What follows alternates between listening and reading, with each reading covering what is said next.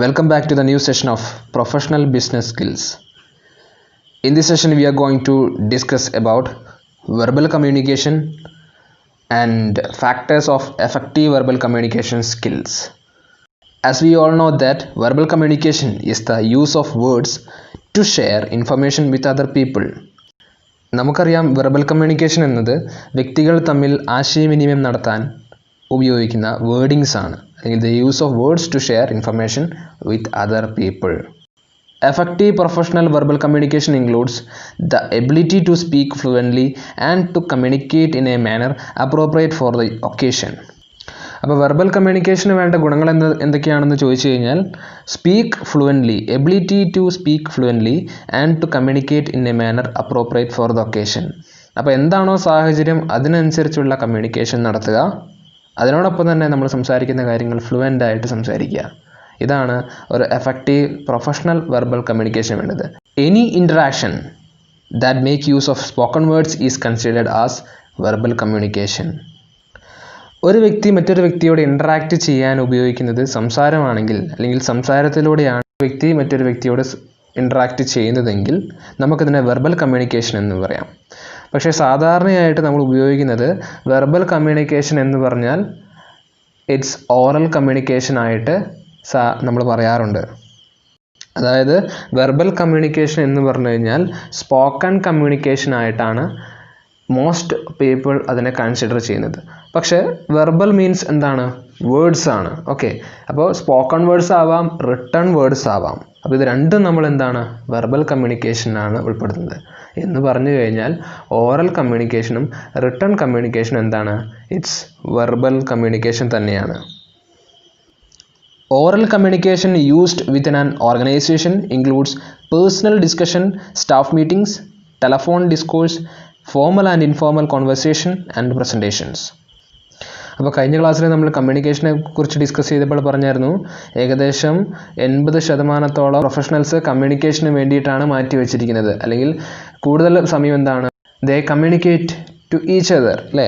Return കമ്മ്യൂണിക്കേഷനേക്കാളും കൂടുതലായിട്ട് oral കമ്മ്യൂണിക്കേഷനാണ് ഒരു ഓർഗനൈസേഷനിൽ കൂടുതലായിട്ടും വരിക. ആയിരിക്കും personal discussions, staff meetings, telephone discourse, formal and informal conversation.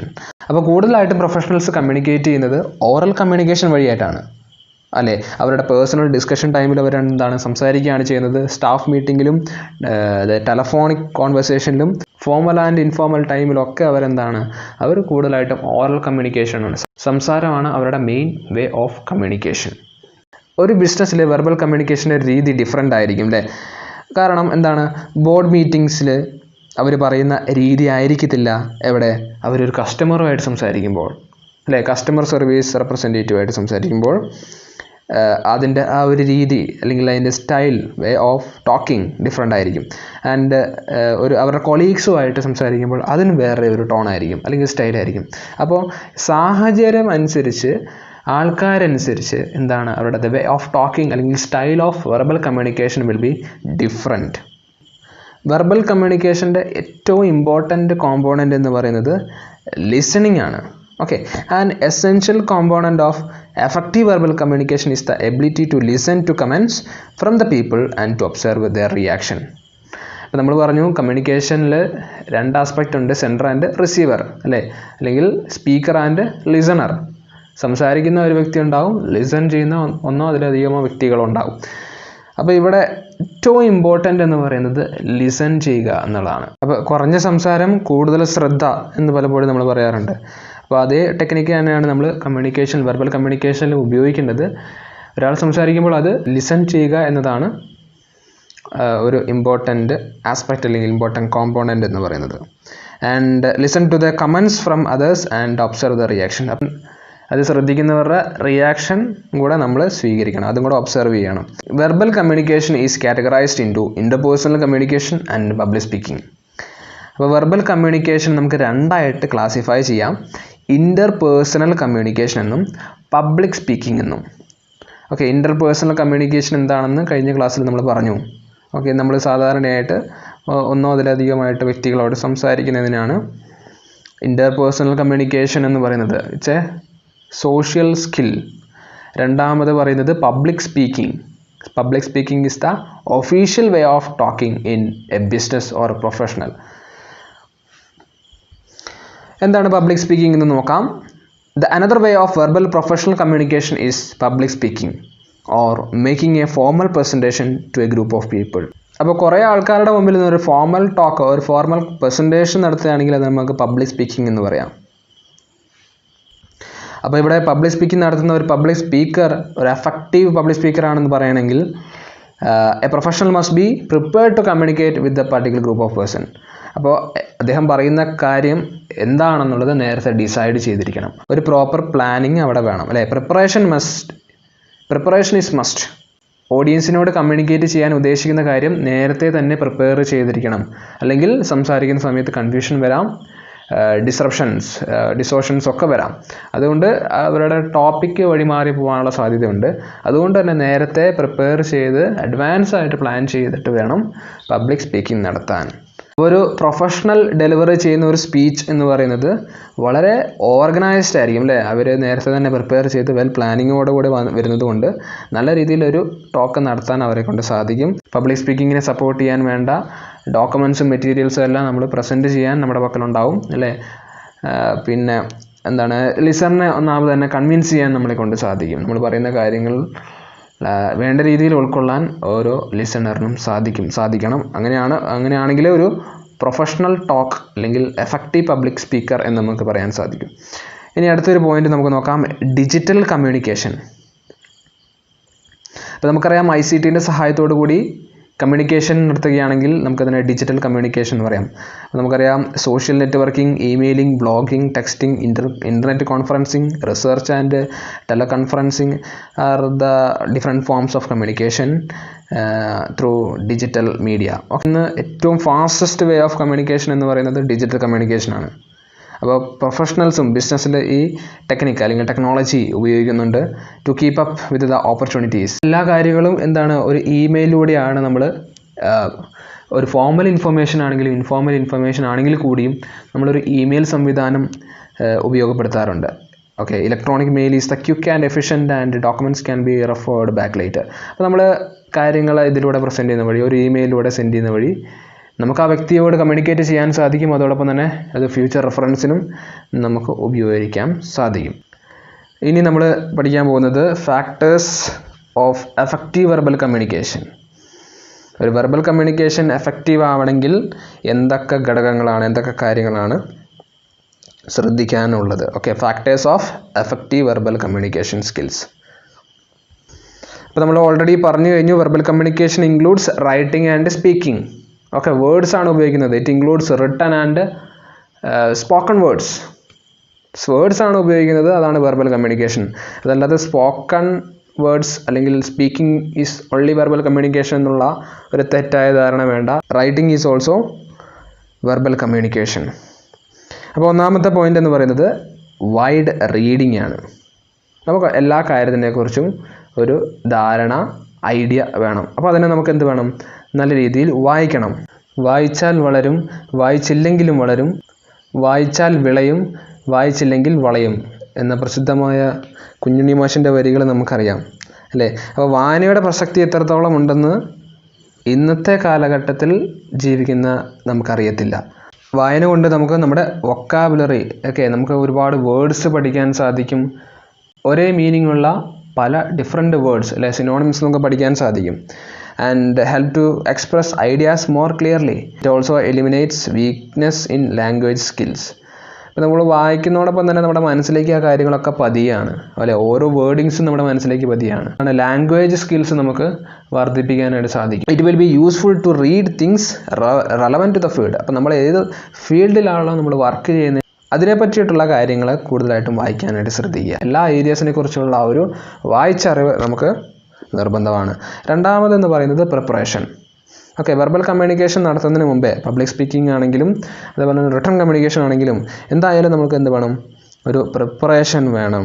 പെട്ടെന്ന് തന്നെ എടുത്തുചാടി പ്രസൻറ്റേഷൻ നടത്താതെ എല്ലാ കാര്യത്തിനും അതിൻ്റേതായ ഒരു സമയമെടുത്ത് ആലോചിച്ച് പ്രിപ്പയർ ചെയ്ത് വേണം കാര്യങ്ങളൊക്കെ ചെയ്യാൻ. And also prepare for tricky questions to make presentation interesting. അപ്പോൾ നമ്മളറിയാം, നമുക്ക് ഈ പബ്ലിക് സ്പീക്കിംഗ് ഒക്കെ ആണെങ്കിലും പല ഭാഗത്തുനിന്ന് ഓഡിയൻസ് പല ട്രിക്കി ക്വസ്റ്റ്യൻസ് അല്ലേ, സ്പീക്കറിനെ കുഴയ്ക്കുന്ന തരത്തിലുള്ള ക്വസ്റ്റ്യൻസുകളൊക്കെ നമുക്ക് പ്രതീക്ഷിക്കാം. അപ്പോൾ അതൊക്കെ അവോയ്ഡ് ചെയ്യാൻ വേണ്ടിയിട്ട്, അല്ലെങ്കിൽ അതൊക്കെ രസകരമായി ആക്കാൻ വേണ്ടിയിട്ട് ഏതൊക്കെ ഡയറക്ഷനിൽ ഏതൊക്കെ ക്വസ്റ്റ്യൻസ് വരാമെന്ന് കണ്ട് അതിനുള്ള ഉത്തരം കൂടെ ഒരു തമാശ രീതിയിൽ, ഫലിതമെന്ന രീതിയിൽ പഠിച്ചു വെക്കുന്നതും നല്ലതായിരിക്കും. And it's always try to explain something in a different way. And third point, listen carefully. അപ്പോൾ അറിയാം, listening more and talking less. Okay, സംസാരം കുറച്ച് കൂടുതൽ ശ്രദ്ധിക്കുക എന്ന് നമ്മൾ സാധാരണയായിട്ട് പറയാറുണ്ട്. And proves to be very effective to improve verbal communication. ഇത് മാത്രമേ അല്ലേ, സംസാരം കുറച്ച് കൂടുതൽ കാര്യങ്ങൾ നമ്മൾ ശ്രദ്ധിക്കുന്നത് വഴി മാത്രമേ ഒരു എഫക്റ്റീവ് കമ്മ്യൂണിക്കേഷൻ പോസിബിൾ ആവുള്ളൂ. This help people to trust us and show them what we understand their needs. അപ്പോൾ നമ്മൾ ഒരാളെ ശ്രവിക്കുമ്പോൾ മാത്രമേ അയാൾക്ക് നമ്മിലുള്ള ഒരു വിശ്വാസം കൂടുള്ളൂ അല്ലേ. നമ്മളൊന്ന് ആലോചിച്ച് നോക്കിയാൽ, നമ്മളെ കേൾക്കാൻ ഒരു വ്യക്തി ഉണ്ടെങ്കിൽ അവർക്ക് നമ്മിലുള്ള ഒരു വിശ്വാസം വർദ്ധിക്കും. And they will speak more. അവരെക്കുറിച്ചുള്ള കാര്യങ്ങൾ നമ്മൾ വിശ്വസിച്ചുകൊണ്ട് പറയും. And show them that we understand their needs അല്ലേ. അവർ നമ്മളുമായിട്ട് എല്ലാ കാര്യങ്ങളും ഷെയർ ചെയ്യും. When they speak, make an eye contact. It shows അവർ ഇൻട്രസ്റ്റ് ഇൻ ദം. അപ്പോൾ അവരോട് സംസാരിക്കുമ്പോൾ ഐ കോണ്ടാക്ട് എപ്പോഴും നിലനിർത്തുക. ഇനി നെക്സ്റ്റ്, ബോഡി ലാംഗ്വേജ്. അപ്പോൾ നമുക്കറിയാം, നമ്മൾ സംസാരിക്കുമ്പോൾ നമ്മൾ ബോഡി ലാംഗ്വേജ് ഉണ്ടാവും അതിനൊപ്പം അല്ലേ. നമ്മൾ സംസാരിക്കുമ്പോൾ നമ്മുടെ ഹാൻഡ് മൂവ്മെൻറ്റ്സ്, ഗെസ്റ്റേഴ്സ്, അതുപോലെ തന്നെ വേർഡ്സ്, ടോൺസ്, ഫേഷ്യൽ എക്സ്പ്രഷൻസ് അല്ലേ, എല്ലാ കാര്യങ്ങളും അതിനോടൊപ്പം പോകും. നമ്മുടെ കൈകൾ മൂവ് ചെയ്യും, നമ്മുടെ ഫേഷ്യൽ എക്സ്പ്രഷൻ, മുഖത്ത് വരുന്ന എക്സ്പ്രഷൻസ്, ആൻഡ് നമ്മുടെ ടോൺസ് ഇൻക്രീസ് അല്ലേ, വേരിയേഷൻസ് ഉണ്ടാവും. ഈ കാര്യങ്ങളൊക്കെ നമ്മൾ പറയുന്ന വേർഡ്സ്, എല്ലാ കാര്യങ്ങളും ഇതിനോടൊപ്പം തന്നെ നമ്മൾ ശ്രദ്ധിക്കണം. അപ്പോൾ നമ്മൾ പറയുന്ന കാര്യത്തിനോട് അക്യുറേറ്റ് ആയിട്ട് അല്ലെങ്കിൽ ക്ലിയർ ആയിട്ട് നിൽക്കുന്ന ബോഡി ലാംഗ്വേജ് ആയിരിക്കണം നമ്മൾ ഉപയോഗിക്കേണ്ടത്. And fifth point, think in terms of listeners perspective. അപ്പോൾ ഇത് ഒരു നല്ല കമ്മ്യൂണിക്കേഷന് വേണ്ട ഏറ്റവും വലിയ ഒരു ഗുണമാണ്. Think in terms of listeners perspective. നമ്മൾ ലിസണറിൻ്റെ ഭാഗത്ത് നിന്ന് ചിന്തിക്കണം. ഇപ്പോൾ ലിസണർ അല്ലെങ്കിൽ നമ്മളെ ശ്രദ്ധിക്കുന്ന ആൾക്കാർ എന്ത് തരത്തിലുള്ള ഇൻഫർമേഷനാണോ അവർ ആഗ്രഹിക്കുന്നത്, അല്ലെങ്കിൽ അവർ ആഗ്രഹിക്കുന്ന കാര്യങ്ങളായിരിക്കണം നമ്മൾ പറയേണ്ടത്. എന്നാൽ മാത്രമേ അവരുടെ ശ്രദ്ധ നമ്മളിലേക്ക് ആകർഷിക്കുകയുള്ളൂ. അതുപോലെ തന്നെ അവർക്ക് മനസ്സിലാവുന്ന തരത്തിലുള്ള ഭാഷയിലായിരിക്കണം, രീതിയിലായിരിക്കണം നമ്മൾ സ്പീക്കർ സംസാരിക്കേണ്ടത്. അത് വളരെ ഇമ്പോർട്ടൻ്റ് ആണ്. അപ്പോൾ നമുക്ക് ഒരുപാട് നോളേജ് ഉണ്ടാവും, നമുക്ക് ഒരുപാട് വൊക്കാബുലറി ഉണ്ടാവും. ബട്ട് നമ്മൾ ശ്രമിക്കുന്നവർക്ക് ഈ കാര്യങ്ങളൊന്നും അറിയില്ല എങ്കിൽ, കുറച്ച് പൂറാണെങ്കിൽ അത് ഒരു അട്ടർ നോയ്സൻസ് ആയി മാറും അല്ലേ. അപ്പോൾ don't think that whatever we understood and telling is understandable to recipients. അപ്പോൾ നമ്മൾ എന്ത് പറയുന്നു എല്ലാ കാര്യങ്ങളും ഇവർക്ക് മനസ്സിലാവും എന്നുള്ളത് ചിന്തിക്കരുത്.